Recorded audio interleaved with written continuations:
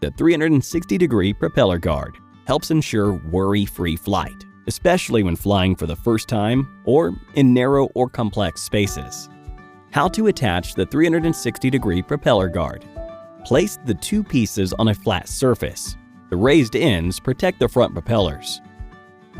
Unfold the aircraft arms.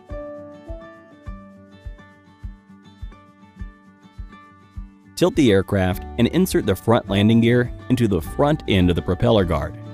Keep the aircraft level and insert the rear arm into the rear end of the propeller guard. Lock the clips. You will hear a click when they are properly secured.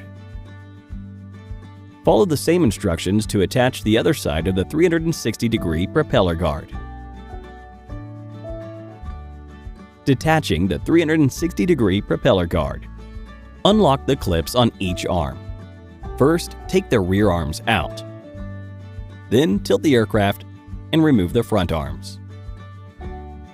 The weight of Mavic Mini 2 with the 360-degree propeller guard attached will be more than 250 grams.